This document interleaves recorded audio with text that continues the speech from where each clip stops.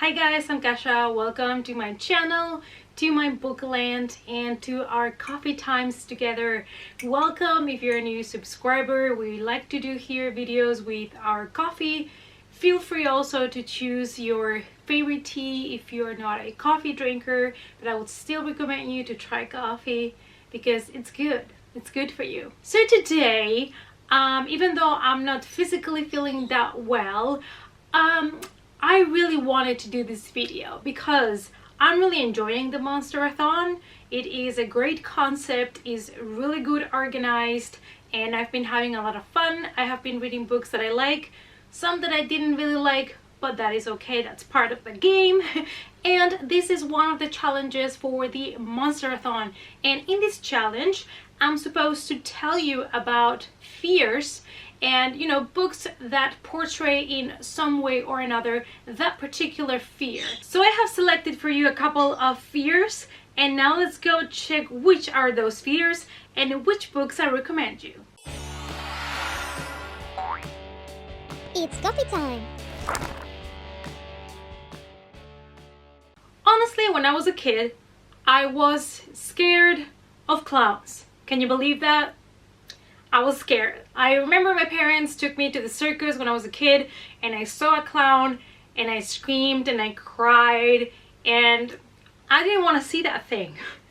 And I was very small. My mom tells me the story because I don't remember myself, but I've always had a bad relationship with clowns. But can you blame me? Like, when you're a kid, seeing somebody with all of that weird makeup and costumes coming to you like they know you, it's very creepy, okay? You're creeping on children and it's creepy.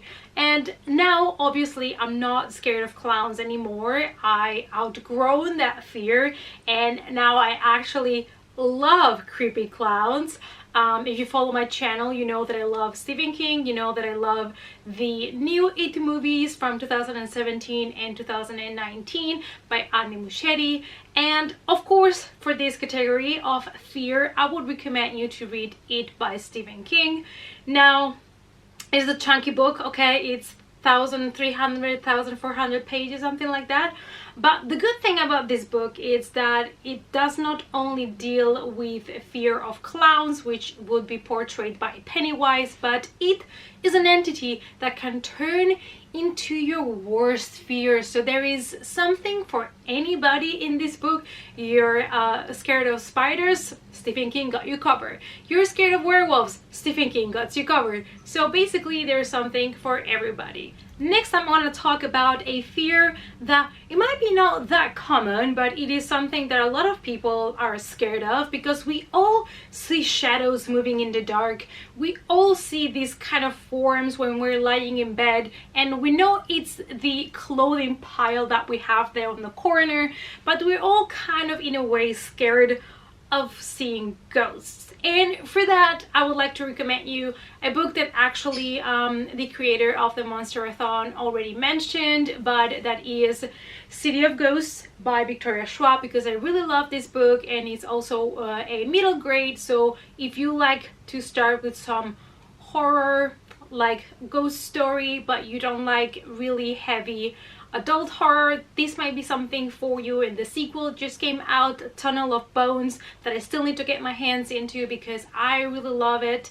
I really love this story. It's about a girl that realizes that she can see ghosts and she can kind of cross, the veil between the living and the dead, and she travels together with her parents that actually are kind of like the Warren, like Lorraine and Ed Warren, because they go from town to town kind of solving cases about the paranormal and the supernatural.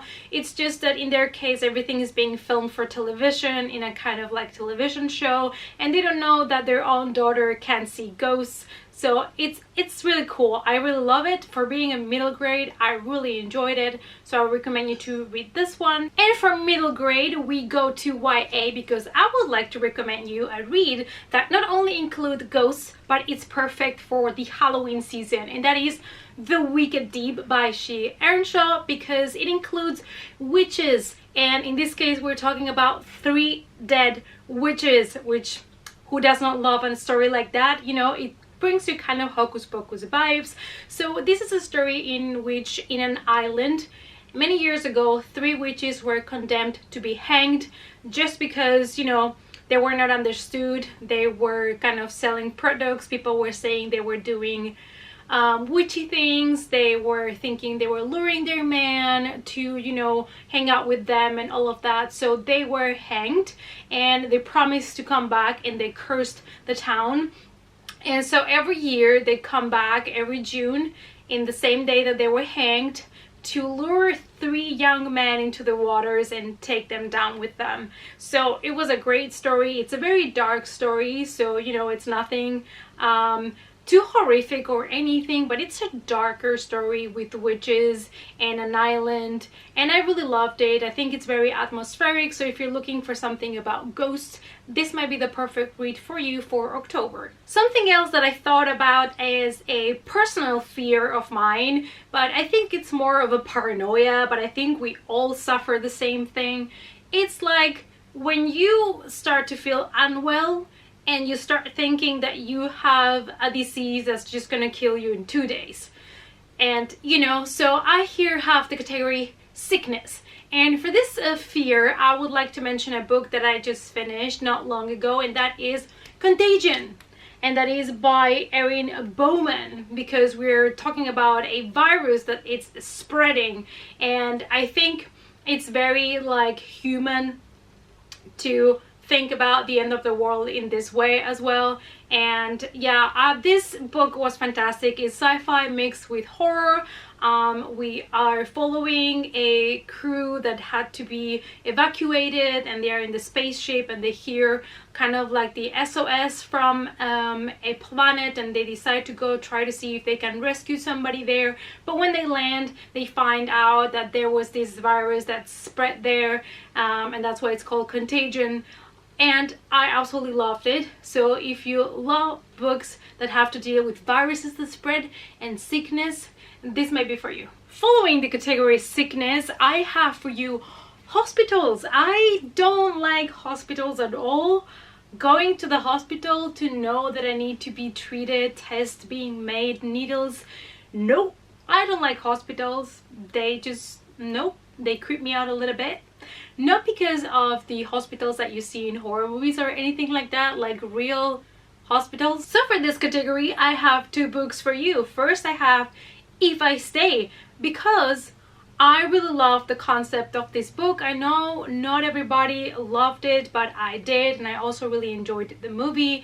It is about this girl that is in a car accident with her family, and then she kind of, the next memory that she has is seeing herself in a hospital bed, and she's apparently in a coma, and it's about her consciousness kind of trying to decide if she wants to stay on Earth in her body or if she wants to move on. And I really love this book and the topic, and it takes place basically on the hospital the whole time. And the other one is Made for You by Melissa Marr. This is a book I read this year. I think it was for a Buzzword readathon, and it surprised me. I thought it was going to be only like a 3 coffee mug rating, but it was really good. It's about this girl that she's run over by a car, and she thinks it was not an accident, and then she wakes up in the hospital, and when she wakes up in the hospital, she realizes that she has a gift. She can see how people are gonna die before they die if she touches them bare skin to bare skin. And I really loved it, and it takes place also mostly in the hospital while she's kind of recovering from her injuries, and when she's touching people, she kind of predicts how they're gonna die. And so I really enjoyed this read. And from sickness and hospitals, we're moving on to the real fear that justifies every other fear we have, and that is death, my friends. Because if you're scared of elevators, it's because you know there might be an accident and you might die. If you're scared of a particular sickness, it's because you know you can die from it. If you're scared of, I don't know, spiders and snakes, it's because they might bite you and you might die. In most cases, the origin of the fear is because those things pose a threat to us.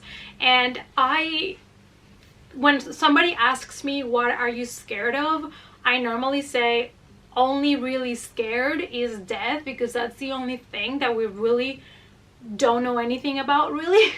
We don't know where we go, we don't know what happens. Everybody has their own beliefs and everything, but I think it's the biggest fear that everybody has, even if they don't say it out loud. But I think everybody secretly fears death. And for that, I chose a book from an author that I discovered this year, and that for me it's gonna be from now on an auto buy, and I still have to catch up with her books.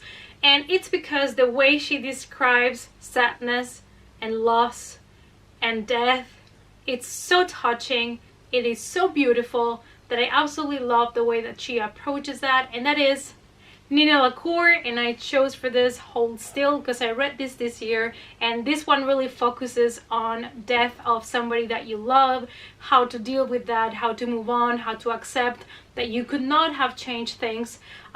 Disclaimer though for self-harm and suicide, because I have to mention that because it's in the book, it's the main topic of the book, and it's about how our main character processes the death of her best friend and how all the guilt that she has because she thinks she should have done something for her.